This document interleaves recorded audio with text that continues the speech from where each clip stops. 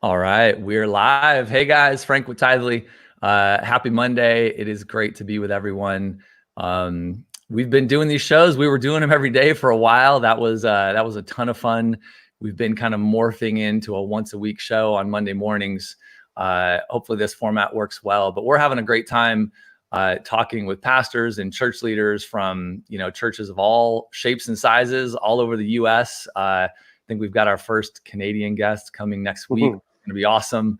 But just talking to churches about what they're doing during the pandemic and how church has changed, how church is evolving, what we're learning, what's been hard, just this whole thing. And even increasingly talking to people about what's it like, or what are people planning on how to go back to church, to physical meetings. So just talking about a bunch of stuff. And today I'm joined by Dennis Choy.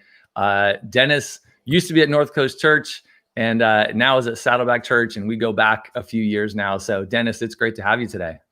Hey, Frank, thanks, man. Love you guys at Tithely, and thanks for having me on a little bit. And I think the biggest change so far is that we all have to work in our garages and stuff right now. That's kind of what I'm doing. And we all work in our garages. And I'm, like I said, when we jumped on a little early for the pregame, you wore the hat. So I feel at hat home. Game. The hat game is strong, because throwing the hoodie and the hat on to get ready for work is pretty awesome. Not gonna lie. If you have me back, I'll wear a different hat, Frank. Okay. I mean, I have to I only have so many hoodies and so many hats, so I have to mix and match appropriately, especially when we were doing the show every day. I had to really think about not wearing the same thing 2 days in a row. So. Yeah. Otherwise, it looks like you just pre-recorded everything all in one day, right? Or people are questioning whether or not I took a shower or washed my clothes or anything. Right. Which could happen right now. That could be happening. We don't know. We won't get into hygiene, because that's probably dangerous. Yeah. But we got a bunch of folks jumping on. So if you're in the comments on our Facebook page or YouTube page, appreciate you guys. Great to have you. As you know, I think it went out in an email this morning, but we try to give away something in all of our shows. So we're giving away a pair of Apple AirPods, the new one. Sweet.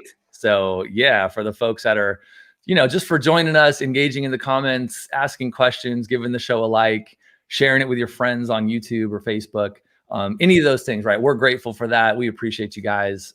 So, we're going to give away some AirPods to one lucky winner, and we got a crew managing that. So you will hear from them. I think we've given away a couple already. And, but anyways, let's jump in. Dennis, what has it been like? Maybe you can give us a little bit of this, well, first let's start with you. Tell us about how you got into ministry, how you kind of ended up where you're at today, and what kind of work you do for Saddleback.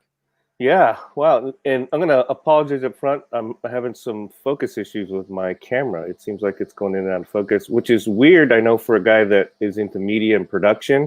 Because it's like, why does the media guy stuff never work? And it's like, yeah, I know, that just happens. We don't get all the stuff works at church, but not. Right. So we spend our time fixing church stuff, not our own stuff. So just so you know. But so ministry, been in ministry in a volunteer or paid role for over 30 some years. Been at several churches, was at North Coast Church for 25 of those years. Wow. Started as a youth pastor there, but like most youth pastors know, all about technology, probably more than anybody on the team, and you play with stuff. And we started video venues in 98. And that was when I was doing youth, and they said, hey, do you want to start the production teams? Because now we're going to need a bunch of teams and people. We're starting these other churches basically within this, and we need technology. And I said, sure. And so from that point on, we built venues and built churches and buildings, and I was involved in all of that, and started just adding more teams under my umbrella, graphics teams, communication team, production team. Always kind of the core was the production team, but different support teams there, and just basically ended up being the executive pastor of operations there. And then to be honest, Frank, a little bit of story, then I ended up kind of burning out, and I actually do a whole talk on how to prevent burnout before it happens. and I didn't even know that you could burn out in a place that is a place you love. Usually you hear about burnouts, a place you don't like, or you've grown distant from it, whatever. That wasn't the case with me, and didn't even know. It's like eating your favorite piece of food every day. You're going to get sick of it at some point, Right. and Right. don't even know it. And anyway, so that happened, and then was debating whether to stay back in the ministry or just kind of consult for a while. And been friends with Saddleback and the group there for years, and so we talked about coming on board, and so I'm helping them now. Been amazing. Weird time to jump on board a church, as if any of you guys know. It's just like just trying to get to meet people and know people through Zoom or whatever web service you're using, and that's been an interesting time. But Saddleback's doing some amazing things right now in the midst of a crazy time and how church looks. And I'd love to share any of those experiences or dumb taxes that we paid as we're trying to do things, right now. And it's been fun. And so that's where I am today. Is helping there. So yeah, amazing. I mean, I think we'll have you back on again. And I think the whole topic of burnout is an important one that I'm sure a lot of people even watching have faced before, and kind of unpacking that some more. But since we didn't tee up the show on that topic, I don't want to go down that rabbit hole too much with people. Yeah. But yeah, let's talk a little bit about what you guys are doing, for church online or remote church. I mean, was Saddleback already doing church online prior to the coronavirus? Yes. So they've had an online church service for a long time, for years. But as most of you probably have realized, worship kind of took a different turn, in the sense, a different turn. I mean, a lot of people were providing worship in their online service, but when the majority, if all of your audience became people actually sitting at home, I think Saddleback philosophy just felt like that was a little strange to just shoot it normally, like on a big stage. And then actually in California, there was, hey, you can't be in your churches and limited numbers. So Saddleback took a pretty strong stance on, we're not going into the building. So we're going to shoot all the stuff from home. And just a quick pause. I mean, it is pretty from the consumer side, right? The church member sitting in my home with my family, like doing worship on the couch, in the normal sense is pretty odd. Like it's a different experience. And somebody said it, I don't remember who I was talking to, but they said it really well. It's like, we all listen to music on the radio, we watch stuff on TV, but there's something about live concerts that are just better. Right. Yeah, right. In a lot of ways, like the worship at church with people, you just can't replace it. You can't mirror it at home. So anyway, right. It's hard to create that big environment, that interactive atmosphere, and that's where I feel like I know a lot of other churches are doing a really good job with it too. It just became something where each worship leader is being recorded in their home, just like we're doing here, singing a part of a song, and then that all gets pulled together, as kind of a big chorus. And I don't know, just it's so engaging. It's been surprising because again, it's hard to pull that off, but trying to keep it fresh every week, changing it up, changing the look up a little bit, and I want to know who came up with that concept first, because I know exactly what you're talking about. I'm sure a lot of the listeners have seen it, right? Where it's almost the Brady Bunch screen, right? Right. You're on a Zoom meeting and you've got 10 people on it. Right. It looks kind of like the Brady Bunch screen, and you've got all the different artists, musicians doing their part. And I remember seeing that for the first time only recently, going like, wow, that's really cool. And then over the last 2 months, you've seen it, a lot of people are picking up on that. Right. But it's a really cool format. It is. It's helped in being engaging. And I think we're not going to turn back. I think there's going to be a way to create worship for online that's different than the past. I think in the past, it used to be just kind of shoot, wide shutter, multi-cameras, but you were just basically recording what you're already doing on a stage. Right. And I think this has changed some of the mindset of a lot of churches. that have the resources to be able to do it, to shoot something specifically for home church, and then something for just kind of watching what's going on in the big church. And I don't know if that's going to go away now. I think it's become something that's a norm. So, and that's a good. Someone was asking a question. What's encouraged and engaged people to come to church online, right? And there's a few different things going on, but I think you just made a good point related to that, like creating content, doing church differently in a format that works for the online environment and not the in-person, like, because they're very different. Right. So, they are. Yeah. And it's, Frank, I think we talked a little bit about this before. I think what the old school of thought for online church used to be, again, kind of a window looking into what your church is doing. Right. So it's this window and like, hey, be a part of us. Look what we do. Right. And the mindset has shifted. That's not new to anybody, but the mindset has shifted that you can actually reach more people online than you can in a physical building. There's no question. Saddleback's numbers, we were running about 40,000 in attendance on a weekend. That's over the 18 campuses. Now online, regular weekend is over 100,000. So it's more than doubled. Yeah. Because of the ability of online and because everybody's home now. So now how do you create? So you could just sit back and go, okay, just keep watching what we do. Or you could go, hey, let's create this now focused on the online person who's sitting at home. How can it be engaging for you? Yeah. How can you one of the things I think I saw somebody talk about, how to share the gospel online. I don't know. This is just something I love. I've seen Rick Warren do. He ends every single message with an invitation. Mm-hmm. Now, he was doing that before, but right now in today's world, I feel like, that's so vital. It's like, hey, why not end every single message with an invitation?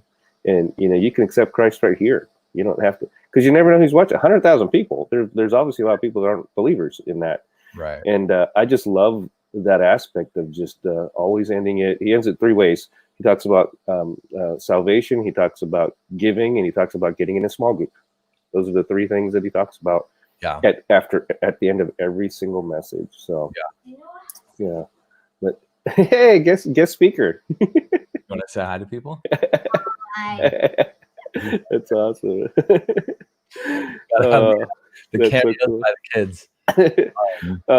One of the cool things I think Frank, I mentioned to you, one of the things that Saddleback's doing is, these food pantries, these pop-up food pantries. Yes. Yeah, so, I want to get into that for sure. Yeah. So physical things they're doing, because we're not having church service, but they still want to be able to serve the community is, and it's weird in California, Southern California, a lot of food pantries closed down when the pandemic happened.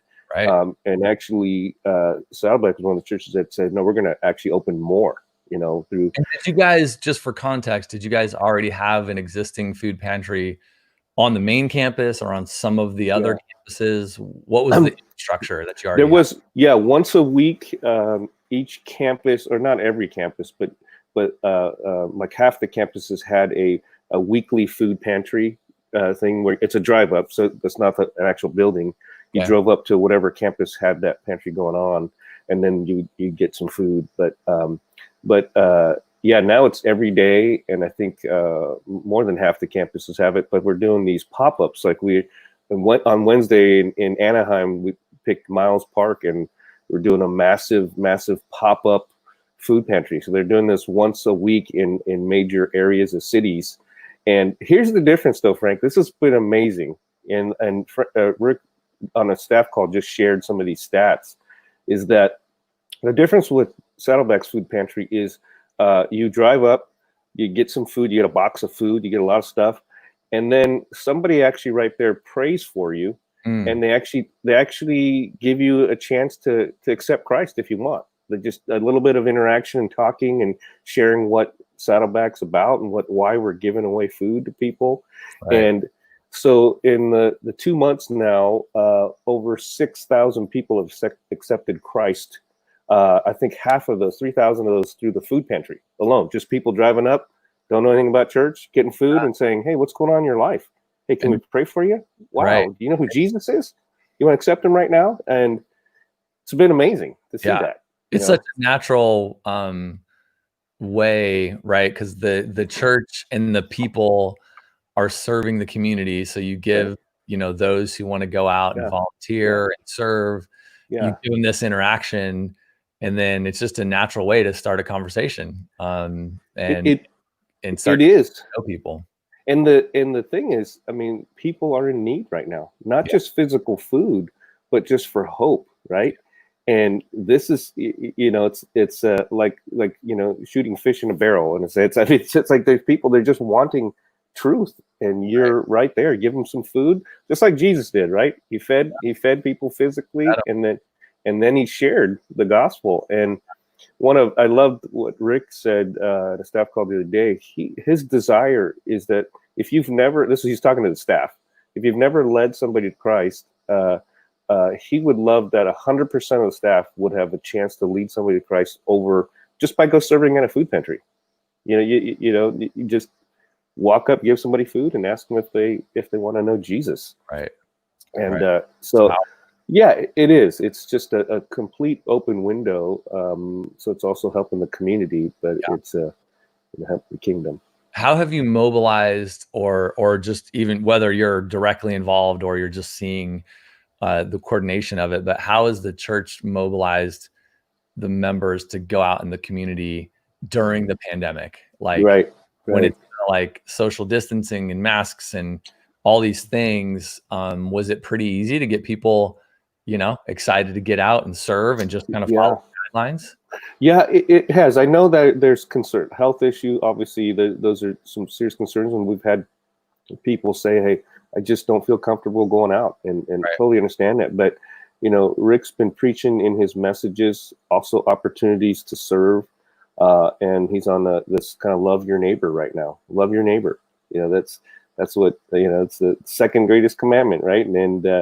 And here's a way to do that, if you physically can get out and do this with gloves on, and we take every safety measure, possible. And so a lot of it's been through the messages on the weekend, and making it really easy to sign up and serve, real easy to sign ups, and lots of different ways. There's some behind the scenes ways to serve, and there's also this whole care calling. Like you can sign up to be a care caller, where people either email or text in prayer requests or so, and then you call them back.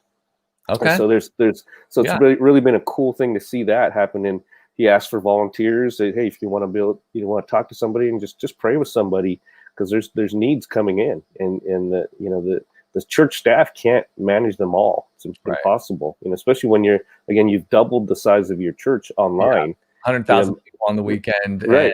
And, the number of requests doubled as well. Right. Just different ways that people can be served one-on-one. Yep, and just meeting the needs of people, and sharing Jesus and love to them in whatever way you can, whether it's physically with food, but also sharing with them. So that's been a really cool ministry to see that too, that care calling thing that started up out of it. Yeah. So. And the kind of big topic, is kind of leading through change. And so I love, the food pantry ministry, serving the needs of the church, serving the needs, of the church and of the community, because the people get to serve, and that fills people. Right. Food, prayer, and helping people know Jesus. And then the calling, like, what'd you call it? Care calling? Care calling, yeah. That's super cool. And the difference, Frank, I mean, again, I'm not here to talk badly about other churches at all in any way, but I feel like the big difference is I've seen a lot of churches help the community, but it almost feels like the line stops there. Like they help them. Cool, thanks. And, and see you later. But then there's often we forget about that next step of like, well, why don't you just invite them to know Christ too? You're right there. And I feel like maybe this has been the swing pre-pandemic. I felt like churches were doing church services on the weekend, and then they were doing community service during the week. And the community service was just kind of showing people Jesus' love through acts of kindness and things, but never really necessarily sharing the gospel, because they'd say, hey, then come to church on the weekend. Then you can hear Jesus, right? And I feel like the switch, at least for Saddleback, and is that, hey, no, we're going to share the gospel too. It's going to be a church service right there. Why wait? Get a lot of people doing it, right? It's courage. Like it's faith right. and it's courage. Right. Take that extra step. But we know Jesus calls us to make disciples, right? Like we're all called to go out and help people know Jesus. Right. But it takes that kind of step of faith and a lot of courage sometimes to just open your mouth. But when you get a big group doing it and you're doing it together with friends and it's part of what's celebrated, you start to create this momentum, right? And so I sense there's those opportunities are being created by the church, and then people are kind of doing it, and then it's being celebrated and this momentum's created. So it helps build everyone's courage because my friend's doing it or my family's doing it, or I'm in this group of people and we're all doing it and celebrating together. Right. Yeah. Which is powerful. It is. It's amazing to see. And it's obviously it's powered by the Spirit, and you just kind of lean on that and go. So, yeah. 100%. Yeah. Let's talk about midweek services. Were you telling me a little bit about doing some version of midweek services and what that's like? Yeah, that's good. Yeah, so it actually, when it wasn't a service of any, but it was. So we did a drive-through communion time. That's right. Just felt like, hey, people want to receive communion, and of course they can just do it in their home, but just thought it'd be different to try something. So we did this drive-through communion time.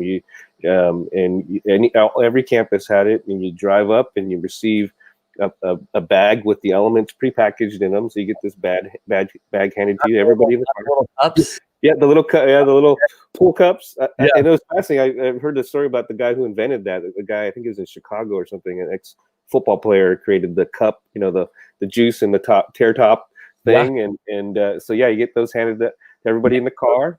Those whatever the wafer portion, they're disgusting, but and they work great. And I have a feeling lots of churches are using those more and more, even after we start. Yeah, we need like a better tasting cracker for sure in there. But but so every car would pull up. You'd pull up 5 at a time in the station, get a bag handed to you, and then you have somebody right there who's actually praying with you guys to take the elements, with you right there, and then you move on. And it was just kind of bang through there, and it was amazing time. Just so many people driving up, Frank, just crying, to be able to take elements with your church and your body in one sense. And it took a lot to do it. It was a big effort, but man, it was just incredible to see. So we did that, probably do some more of those. And then we did a baptism, an actual baptism. Didn't you stream that too? Wasn't this all streamed online? And we did.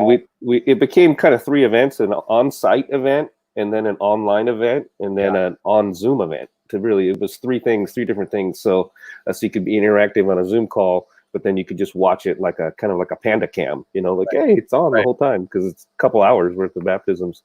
But it was amazing, because how do you do baptisms without touching anybody? How do you and then how do you separate everybody 6 feet apart, and they line up and they come in the pool, and Rick was part of it all. He sat in a chair just outside the baptismal, and each person was ushered in one at a time. Whether if you're getting baptized by somebody, obviously you both came into the tub. But if you didn't have anybody to baptize you, family member, then we did self baptisms where Rick led you through what you do, and then go ahead and now dunk your head in and come out, and you've been born, and we're broadcasting it, right? And so cheer, everybody clap, and the whole world gets to see you, proclaim your faith for Jesus. And again, wow, it's a special time, just blown away. We'll be doing more of those too. But just trying to offer some stuff that's regular too, in the regular church world, but in a way, obviously, to be socially distanced and only family members, together, and those kind of things, and limited. It's just been fun to kind of create some of those environments that are happening. Yeah, I mean, it's powerful. What's it been like? We got a couple minutes left here. What's it been like behind the scenes to coordinate these things, to work on your piece of it with the team? How was that going down at the kind of mega church level? Massive. Yeah. So obviously, internet calling systems, video calling systems, whether it's Zoom or whatever it is you're using, has been really helpful. But one of the issues is it's so linear, even though it's a digital world. It's like, if I've got to talk to a couple people, well, if I can't get them all on one call together, then I have to ping them individually, and hopefully they respond and say, hey, we got to touch base, instead of like being in an office with 5 people, like, hey, let's grab a couple of you guys, let's talk real quick. And you get that, cool, it clears up everything. Yeah. It's like, you can't do that right now. You're like, hey, are you available? Hey, I got to well, I want to tell you with the other guys, because you hear the same thing. If I just tell you, maybe I'll forget to say something. Yeah. And so that's been so linear that I know a lot of you guys, Zoom fatigue is real. It's like one at a time, right? Right? Isn't it, Frank? It's like, because you have so many of them back to back to back to back to back. And that's been the biggest challenge, is especially in a church with lots of staff you need to communicate with. It's just really, and picking the same tool. You probably, do you text them? Do you email them? Do you get a Zoom call with them? Do you chat with them? Do you use Microsoft Teams? Use the telephone? Yeah. Oh, do you just call them? Right. Yeah. And it's like, what tool do you pick to get a hold of them? And so that's been probably the biggest challenge. And for small churches too, it's no different, but it's just communication has stepped up 12 times what it used to be. Right. Instead of you all being in the same room. It's like, hey, let's talk about this. Yeah, it's got harder. Well, let's end on that. You guys are a big church. You're resourced in a way that most churches aren't. For smaller churches, how can you, in your mind, sort of take some of the stuff you guys are doing and apply it to the smaller church? Like, average church in America is 100, 150 people. Yeah. What can those kind of churches be doing? I don't know, to think the way you guys. Yeah, I think everything's scalable. I think that's, there's definitely a scalability. And sometimes I envy the smaller church, because, we need every single church in America. There's no question, right? Mm-hmm. If every single church in America was completely full, if we were back in the time where you could sit physically and sit in a chair, every single church was full and every service was full, I guarantee you that wouldn't even, that'd probably be 20% of the population of the United States or the world, right?